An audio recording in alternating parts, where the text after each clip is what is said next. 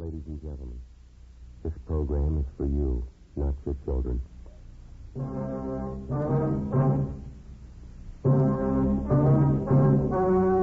The story you're about to hear is true. Only the names have been changed to protect the innocent. Fatima Cigarettes, best of all long cigarettes, brings you Dragnet.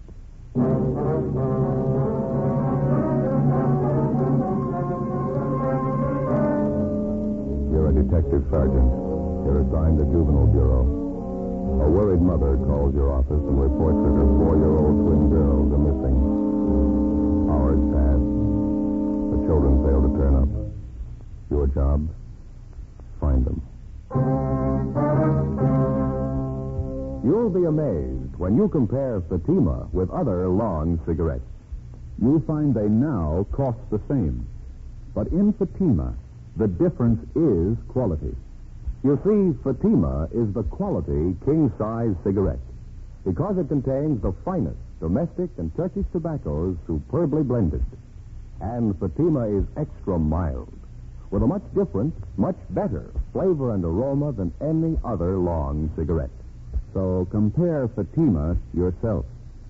Fatimas now cost the same as other long cigarettes, but your first puff will tell you... Ah, that's different.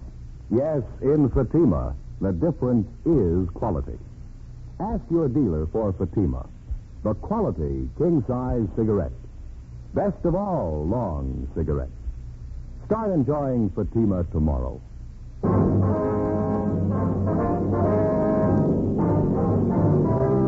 Dragnet, the documented drama of an actual crime.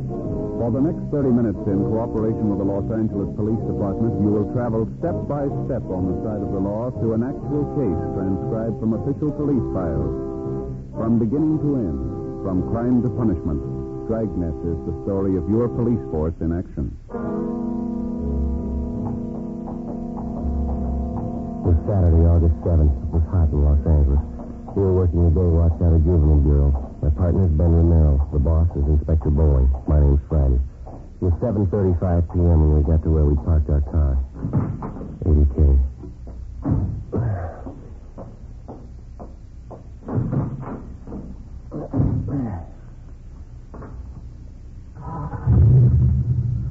Let's see, your house is back that way, huh? Yeah. You like to swing around here, huh? All right. How am I on that side? Okay. Plenty of room here. No, you better wait a minute. Huh? Okay, it's all clear now.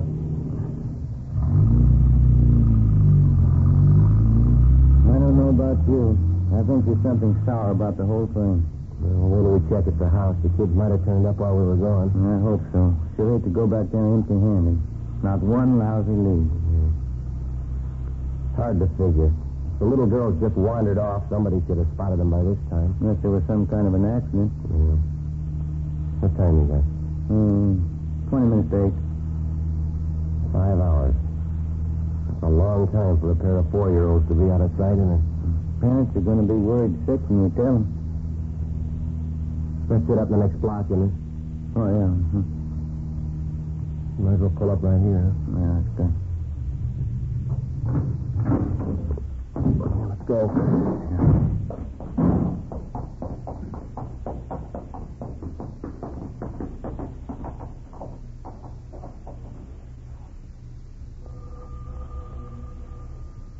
Lousy job. I'll put in with you. Oh, the officers come in. Thank you. Have you heard anything? No, sir, not too much, Mr. Carson. We just finished checking the neighborhood. Well, somebody around must have seen the kids. Did you talk to everybody? We checked out all the names you gave us, sir. Everyone who knows your little girls, the kids they play with, their friends, parents, storekeepers in the area. But somebody had to see them. They got to be around someplace. Joan and Tilly got lost in that park. I know they would have headed up toward home. Sergeant, what is it? You found it? No, we're still checking these, Carson. There's nothing much to tell you right now.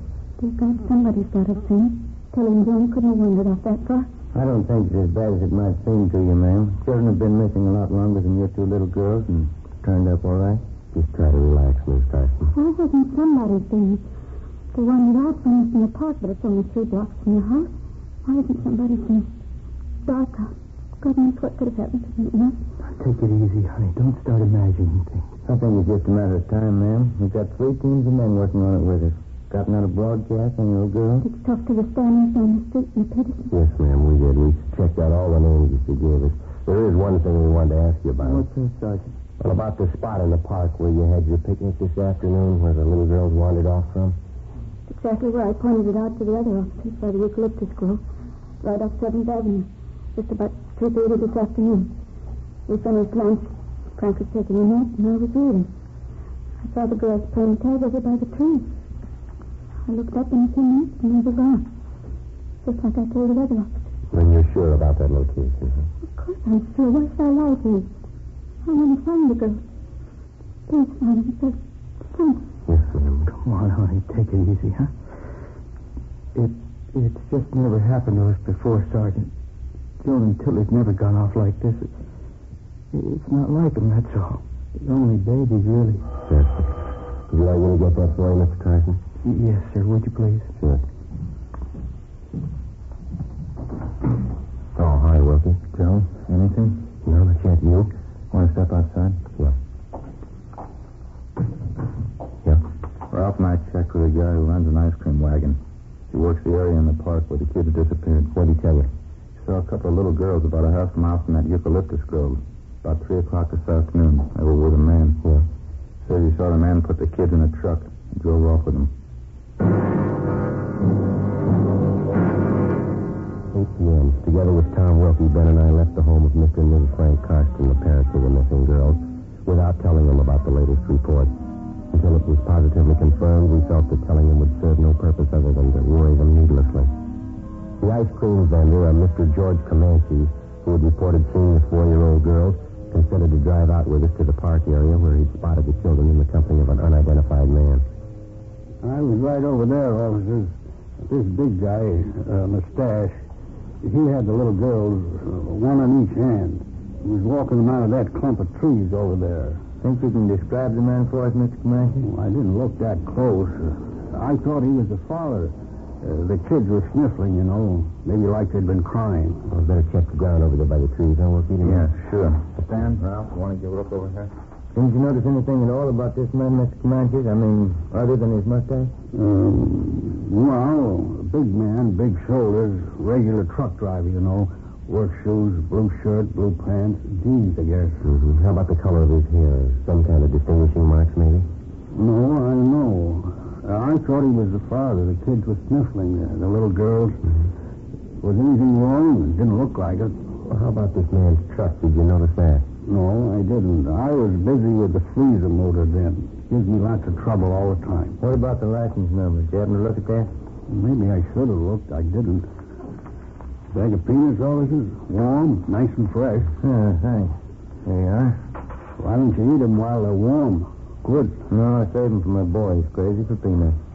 Joe, Stan? Excuse us, Mr. Clancy. Sure. Go ahead. Yeah, Wilson? Stan found these over in the bushes by the trees there. Let me see. Little girl's petticoats, little girl's dress, ripped to pieces. 8:24 p.m. The area where the torn clothing was found was roped off and checked for footprints and other physical evidence. None was found. Homicide detail was notified and joined in the investigation. The torn petticoat and dress were taken down to Lee Jones at the crime lab for examination. Then they were shown to the father of the missing children, Frank Karsten. He definitely identified them. The search for the 4-year-old twins, Joan and Tilly, was intensified. An emergency spot check was made of all known and registered sexual psychopaths. From the hundreds of names, the staff's office came up with one that might possibly tie in. He was listed as G.H.L. Gramberg. His address was at the end of 7th Avenue, close to the park area where the Karsten twins had disappeared. On his mama sheet, Gramberg was described as tall, well-built, dark hair with a mustache. We found him at his work, a small bar out in the Wilshire district. He was the organist there. Yeah, that's right. I live on 7th Avenue, right across from the park. What's the matter this time? Missing juveniles. Can you account for your time between noon and 6 o'clock tonight, Gramberg? I don't know if I can or not. I don't keep a daily log, you know. They didn't tell me how to do that. Well, tell us where you were between noon and 6 tonight. That's all we want to know. That's quite a bit, don't you think? Suppose I told you I was playing canasta with a mate in that. Would that shock you? Look, we're not in the mood for smart answers. You just give us an alibi we can check, that's all. I don't know why you always have to bother me when something happens. You made your own reputation. We didn't. Now, what about it? I left my apartment about 11:30 this morning. I went down to Union Hall and paid my dues. Had lunch with some friends at the Blue Pigeon out in Wilcox. Then we went on a tour of one of the studios. All right? Will your friends confirm that story for you? No, they won't. They left town tonight. The 8:15 train for San Francisco. Oh, yes, Mr. Selden? A special friend of mine from up north, Graham, wants to hear Indian Love Call, okay? Certainly, Mr. Selden, right away. What about it, Gramberg? Who's vouching for your alibi? Already told you. My friends left town. You can check with a guard at the movie studio if you want. We had a pass. Time punched in, time punched out. It should be all there. You want to call and check that studio? Yeah. Mm-hmm. I don't mean to be rude, Sergeant. I always did feel that registration business is unfair. Oh, that's so? Of course. Grossly unfair. Now, how do you suggest we keep track of you? Why do I have to be kept track of anyway? You know as well as I do, your record. It was all a lie. I hardly even touched the kid. I paid my time anyway. Why can't you give me a break? Every time something happens to a kid, I have a cop on my neck. Were you in the 7th Avenue Park at any time today, Gramberg? What? Were you in the 7th Avenue Park today? As a matter of fact, there was, yeah. I took a walk there. What time was that? I don't know. I left my friends after lunch. Came home to freshen up about 1:30, I guess.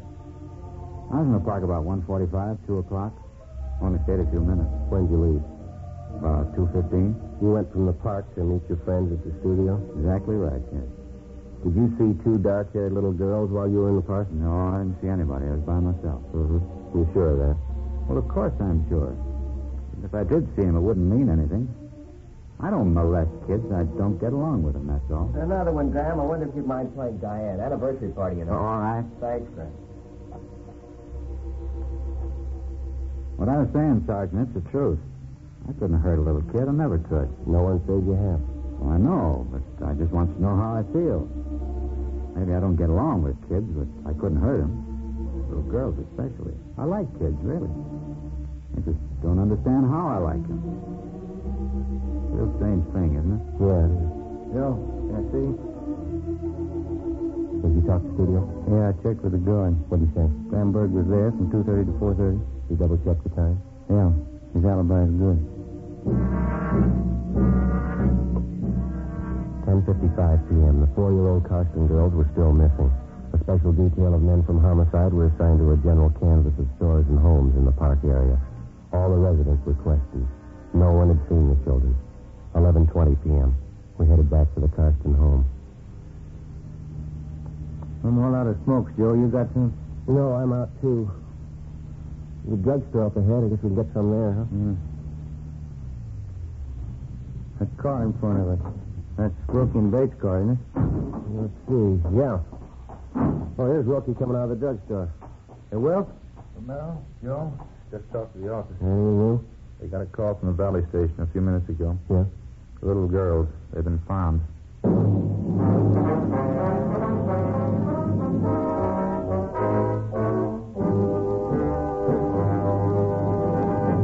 You are listening to Dragnet for the step-by-step solution to tonight's authentic case history. Here, step by step, are the actual reasons why Fatima is the quality king-size cigarette.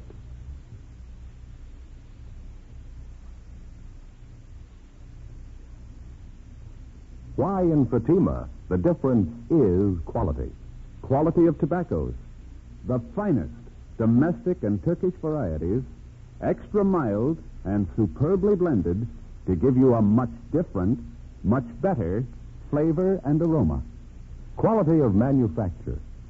Smooth, round, perfect cigarettes. Rolled in the finest paper money can buy. Manufactured in the newest and most modern of all cigarette factories. Quality even to the appearance of the bright, clean, golden yellow package. Carefully wrapped and sealed to bring you Fatima's rich, fresh, extra mild flavor. Compare Fatima yourself. Fatimas now cost the same as other long cigarettes, but your first puff will tell you, Ah, that's different. yes, in Fatima, the difference is quality. Insist on Fatima. Start enjoying the quality king-size cigarette. Fatima. Best of all long cigarettes.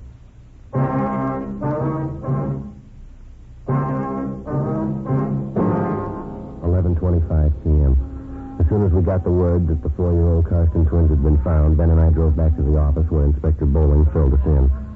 A few minutes past 11 p.m., a motorist out in the valley spotted the two small girls walking hand in hand along a deserted side road off Ventura Boulevard.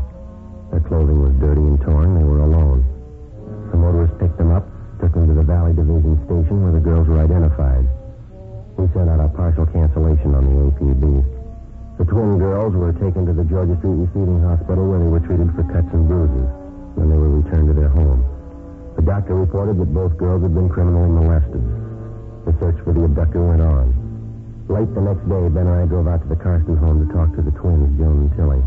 We had no luck at all. They were still shaken up from the excitement and shock of their experience. We went back to the living room with their mother, Helen Carson. It was the same thing this morning when I tried to question them. They just don't want to talk about it. Must have been horrible for them. Did they tell you anything at all, Mrs. Carson? Well, Joan just refuses to talk about it.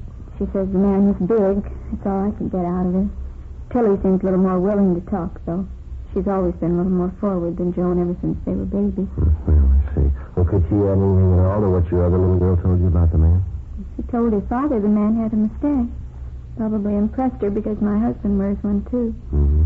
Pretty certain she's right about that. I can usually tell when she's making up things. Well, how about the way the man was dressed, his clothes? No, they didn't mention anything particular. Tilly told me the man was dirty. She said it 2 or 3 times. Dirty clothes. She might have meant the man had work clothes on. There's so many expressions, I don't know. Well, how did the man get your little girls into the truck? Did he offer them candy or something like that? Well, Tilly said something about a kitten. The man had a little kitten, and he was going to give it to them. I told him about that once. I told him 1,000 times. Stay away from strangers. Don't go with them. Yes, ma'am. Did they tell you anything else at all about the man's description? Mm-hmm. Tilly said the man was big. I don't know if you could count on that. Everybody looks big to her. I talked to her an hour, but she just kept repeating the same story. The man made them cry, tore their dresses, hurt them. Just horrible for them. Yes, ma'am. Did he tell you anything at all about the truck the man was driving? Maybe the color or something like that? Well, Tilly called it a big car. Funny big car. She said it was red with red pictures all over it. You can't put much faith in that, though. Why not, ma'am? Well, everything's red to Tilly now. Everything has red pictures on it. Just the phase she's going through. A few weeks ago it was blue. Everything was blue to her. Now it's red. Everything's red. I see. Well, you think they might be able to tell you a little more in a day or so after they've quieted down? Well, I don't know. I certainly hope so. Thank God it's all over. Their home's safe. That's all that counts. Oh, ma'am, I'm afraid there's more to it than that. What? The man that did it's still free. Monday, August 9th. The search for the suspect went on. All of us, the men from juvenile and homicide detail, were pretty much feeling our way in the dark. Repeated questioning of residents living in the area where the abduction took place netted us nothing. Our 2-star witnesses, the 4-year-old twins, were able to contribute little. We stayed on it. Another 3 days of pounding the pavement, knocking on doors, and asking stock questions led nowhere. Well, in most cases, like this one, the criminal enjoyed the distinct advantage of having victims who were unable, because of their age, to clearly identify him. Tuesday, August 10th. In the late afternoon, we got a call from a Bernice Hopper, a real estate agent in the West Hollywood area. 4:15 p.m. Ben and I drove out to interview her. Excuse me, officer. Let us just find that listing book first. Right ahead, Miss Howard. I just know it's got to be here someplace. Well, yesterday morning, I remember distinct... Oh, here it is. There. Now I can start to do business again. Well, I don't know if this is going to help you any in your case, officers, but I certainly think something should be done about it. Flagrant. That's the only word I can think of, just flagrant. Well, would you like to tell us about it, ma'am? Well, I saw him yesterday, for one thing. See, I was coming back from lunch about 2:30 in the afternoon. Mondays I always have late lunch. Yes, I see. I was passing the corner a few blocks from the grammar school right up above on Prospect Avenue. And I saw this truck parked and this truck driver leaning out of the window talking to some children. Just tots they were. Just tots. Yes, ma'am. What happened? Well, what happened? It's not so much that. It's just the way this truck driver was talking to these children. I must have been at least 20 feet from them, and even I could hear. What was that, ma'am? He was language. Just filthy. I couldn't understand a grown man talking to little tots like that. Every kind of filth, every obscene word you think of. Flagrant, just flagrant. Was there any point in the way he was talking to the children, Miss Harper? I mean, was he mad at them? Did he seem sober? What was it? Filth, that's all I know of. It was dirt and filth. Some of the children didn't like it, and they told him. That only made him do it all the more. I really think you ought to check up on him. Yes, ma'am. Well, can you tell us anything else about it? Oh, you excuse me. Yes, ma'am. Go ahead. How do you do? My name's Miss Hopper. May I help you? How do you do? I'm Arthur Tomlinson. You showed me and the wife's place last weekend. Oh, yes, of course, Miss Thompson. The cottage out on Norwich, wasn't it? Yeah, that's right. Well, the wife and I certainly didn't like it. She wants me to put a deposit on it. Still for sale, I guess. Well, no. As a matter of fact, I sold it Monday. It's just like I told you. Things go fast. Of course, you had a substantial down payment to make at the time. Oh, yeah, it did take me a few days to get some money together. It's too bad. Well, we certainly love the place. Well, it's too bad, I guess. Oh, I'm very sorry, Mr. Thomason. There wasn't anything I can do. Oh, yeah, I know that. Well, thanks anyway, ma'am. I guess we'll keep looking. Something may turn up. Oh, I'm sure it will. Thanks for stopping by again, Miss Thomason. Yeah. Bye. Oh, my. Everybody wants something for nothing. They want houses, but they don't show the money. Now, what was it? The truck driver that you saw, ma'am? Oh, yeah. Well, after hearing that talk of his, I just copied down the license number of the truck. I got it right here in my desk. How about the truck driver, ma'am? Did you get a good look at him? I certainly did.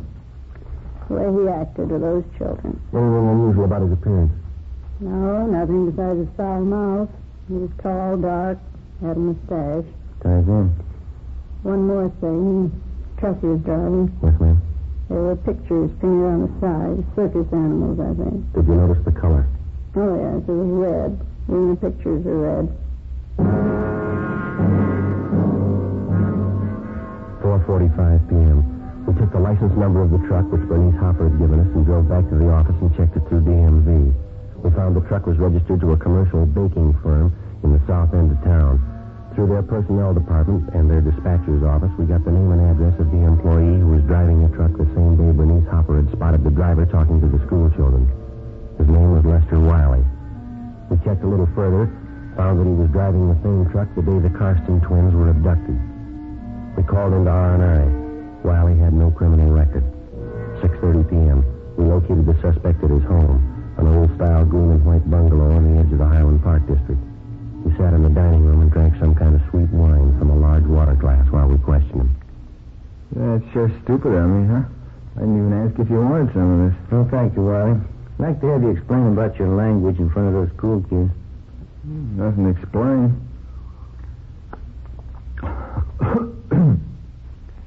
Bunch of those kids are hanging around the truck. Oh, maybe they wanted to get in and grab some of the cakes and stuff. I read them off, that's all. Well, that still doesn't explain the filthy language, Wiley. I don't know. Maybe I wasn't feeling good that day. Might let a few cuss words slip. I didn't mean anything by it. I like kids. Do you usually make deliveries up around that school area, Wiley? Once in a while, yeah. I get around quite a bit. That's not what they tell us down where you were. Huh? You had no business in the neighborhood of that school. You deliver routes on the other end of town. So I can't drive where I want, huh? I get the deliveries made. What are they squawking about? I'd like to know what you were doing up in that neighborhood. I was on my lunch hour. Drove up to see a friend. I got a friend living near the school. What's the matter, anyway?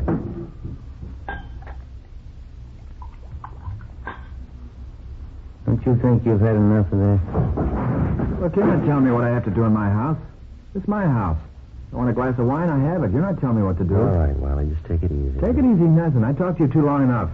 There's the door. You're not coming in here telling me what to do. You better get your coat. We'll talk downtown. We're not talking any place. Now get out. Get out of this house right now. Afraid your alibi's not going to hold up, Wiley? Is that it? I don't know what you're talking about. You're trying to frame me. Don't you think I know that? That doesn't make much sense. Why should we want to frame you? I know what you're getting at. No, just what you're getting at. Those two little girls last week, you're going to say I took them. You're going to say I did things to them. Well, I didn't. It had anything to do with it. Didn't you? Oh, no. No, I didn't. Oh, look, I'm sorry. Why don't you sit down? I didn't mean what I said, because I just got nervous. Sure, Wally, we understand. Why don't you let me get a couple of glasses, huh? Have some of this wine. Warms you up. Good. Oh, thank you. Just like to have you straighten us out on a couple of things, and we'll let you alone. Yeah? I'd like to know if you can account for your time between 12 noon and 11 p.m. last Saturday. That's the day somebody picked up those two little girls, isn't it? Yeah, that's right. Wiley? I don't know. I was making deliveries like I always do. Up to 11 o'clock at night? I was a little late, yeah. Nothing unusual, though. That's so? Another working day, that's all. That's a good wine. I might have been near the park where those kids were. Doesn't mean anything, though. I get around quite a bit. A lot of deliveries to make. All right, come on. How about it, Wiley? Hmm? Did you grab those two little girls? Watch it go.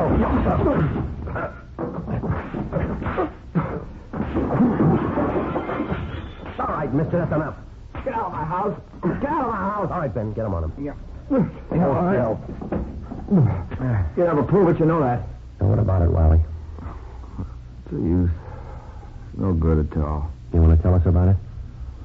I didn't mean it, that's all. Didn't mean it. Just once in a while, something goes wrong with me.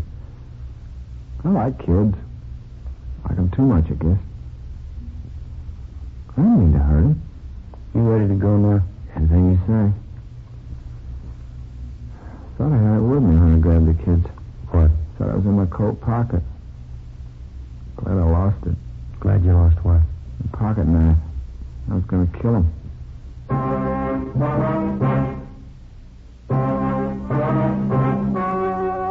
story you have just heard was true. Only the names were changed to protect the innocent. On December 10th, trial was held in Superior Court, Department 87, City and County of Los Angeles, State of California. In a moment, the results of that trial. Now, here is our star, Jack Webb. Thank you. Friends, as you might have heard me say before, on Dragnet, we try to present the kind of entertainment that you want. You're the boss. We feel the same way about Fatimas. If you like them, you'll smoke them. It's just that simple. As for me, I like them. But what's more important, I'm convinced that you will, too. Fatimas have a much different, much better flavor and aroma than any other long cigarette. So I suggest that you buy a pack of Fatimas and see for yourself. When you do, I'm sure you'll agree with me and thousands of other regular Fatima smokers. In Fatima, the difference is quality.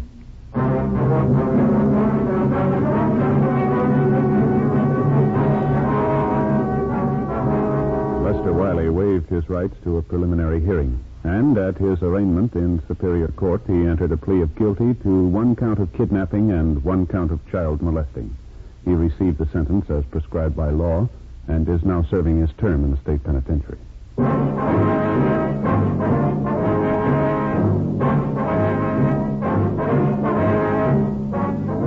You have just heard Dragnet, a series of authentic cases from official files. Technical advice for Dragnet comes from the Office of Chief of Police W.H. Parker, Los Angeles Police Department. Fatima Cigarettes, best of all long cigarettes, has brought you Dragnet, portions transcribed from Los Angeles. Now there's more exciting listening with Counter Spy on NBC.